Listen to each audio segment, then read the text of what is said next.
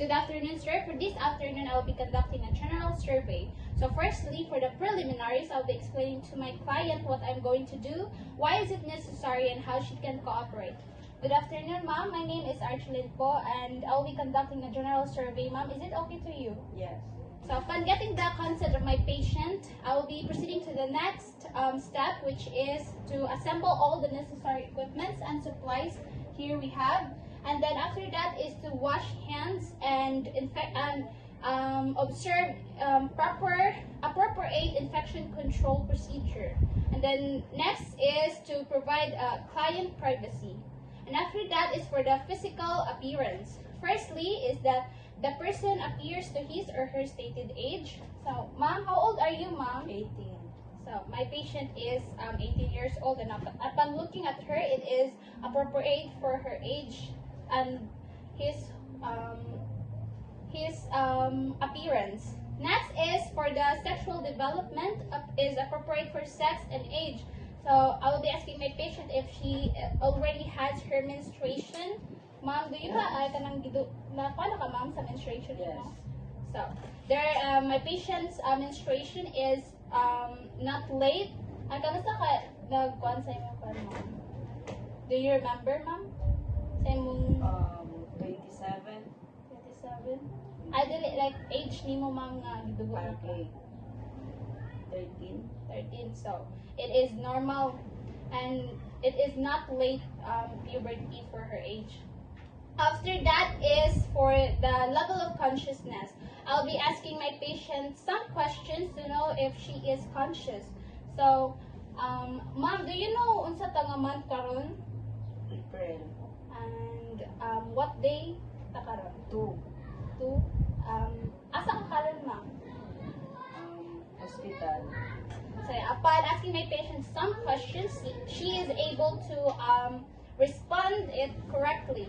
After that is for the skin color. So, I'll be examining and looking at my patient's skin color. If there are abnormalities such as jaundice, erythema, or pallor. So, upon observing, there are no signs of abnormalities. And after the skin color is the facial features. So, I will be looking at my patient's face and I'll be asking her to raise her eyebrows. Ma'am, can you raise your eyebrows, ma'am? Can you smile? Can you blink your eyes?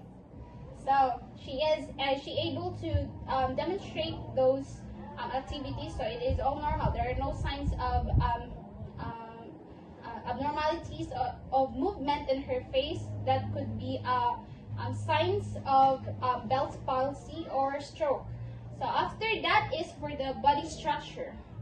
So for the body structure, there we have the stature. I will be asking my patient to stand up. So upon looking at my patient, there knows and it is all normal the way he stands, and it is there are no signs of dwarfism and gigantism. After the stature is for the nutrition. Upon looking at my patient, she is not malnourished, not obese, she is normal. After the nutrition is the symmetry. So I'll be asking my patient to stand up again. So, and there, as we can see, my patient is all symmetric. There are no signs of uneven of in her head to toe.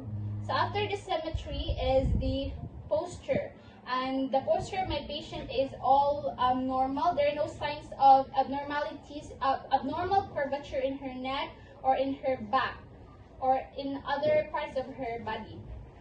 After that is for the position. I'll be asking my patient to stand up, and it is all normal the way he stands, and I will be next asking my patient to sit down. So the way, as we can see, my patient is not having a hard time sitting down. And after that position is the body build or the contour.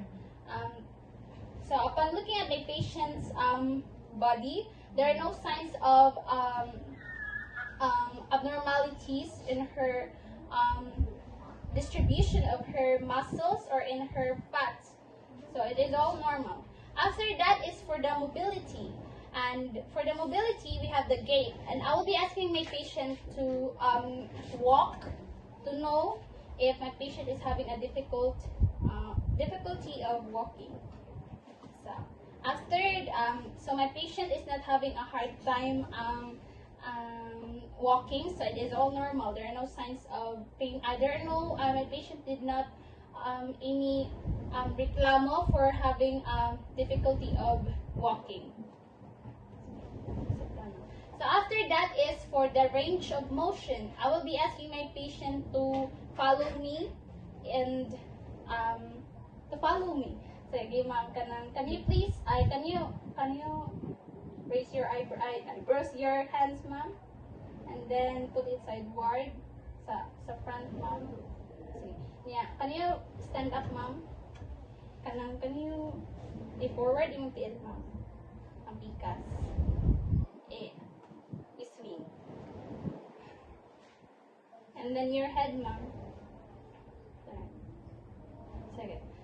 Wala kay sakit nga nabatian, ma'am.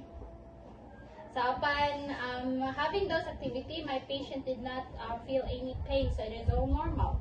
After that is for the behavior. Sit down, ma'am.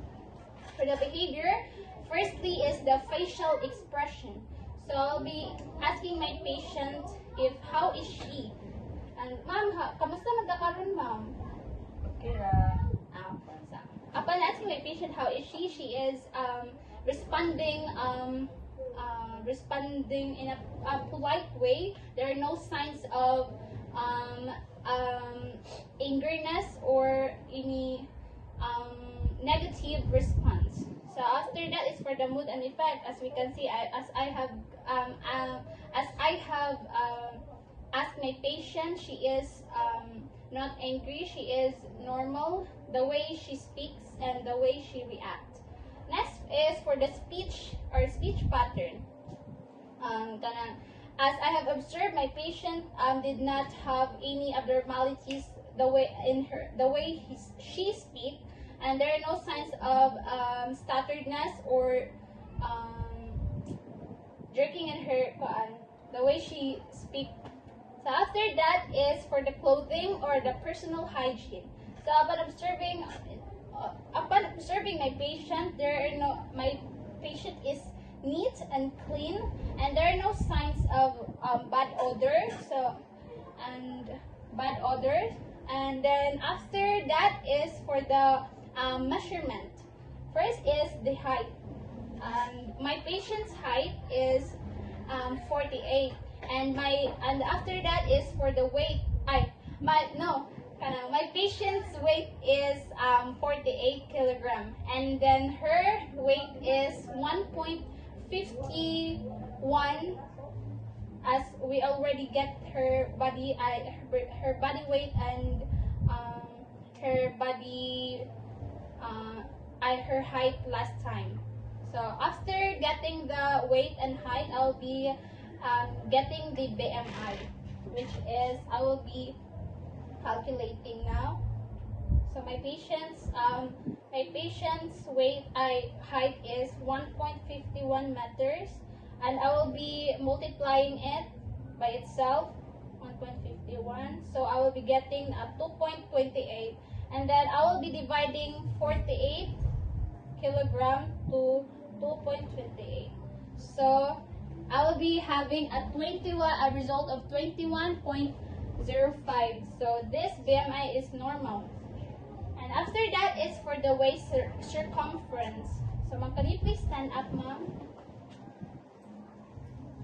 I'll be measuring the waist of my patient by inches. Can you? Okay, kasi may i-update tayo pa, ma'am.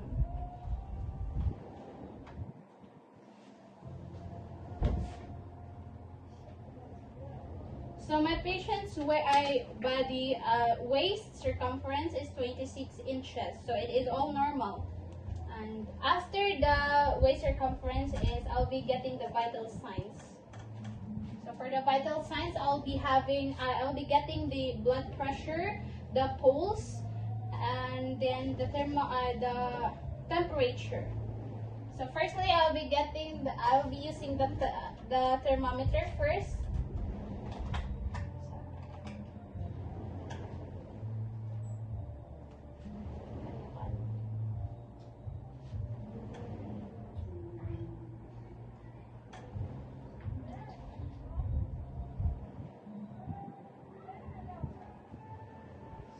While waiting, I will be checking my patient's pulse, and I have a pulse oximeter here.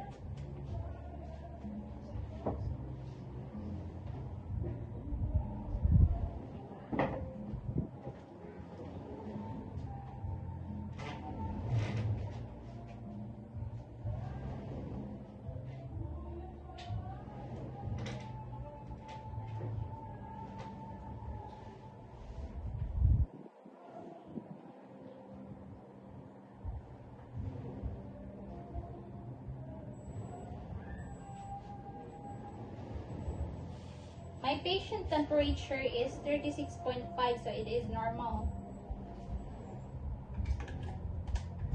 And my patient's pulse is 97. My patient's oxygen level is 97, and my patient's pulse is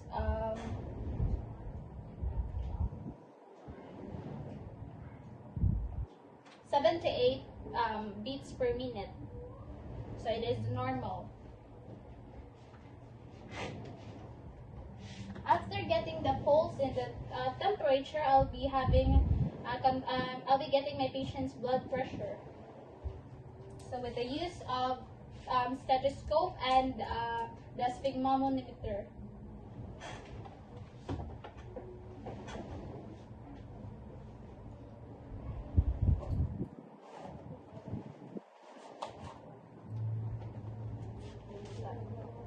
Can you move here?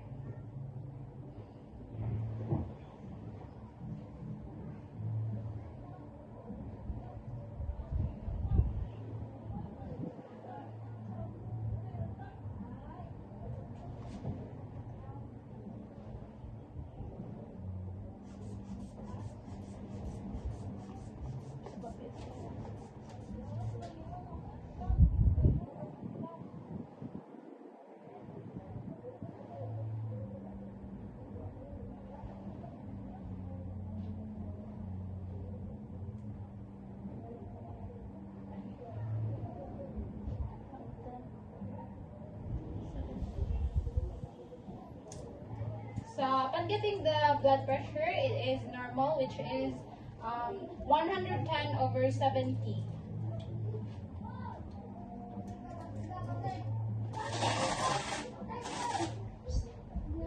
After getting the vital signs, I will be now documenting all the results and the findings, which is will be used for the data for the diagnosis. And that will be all. Thank you.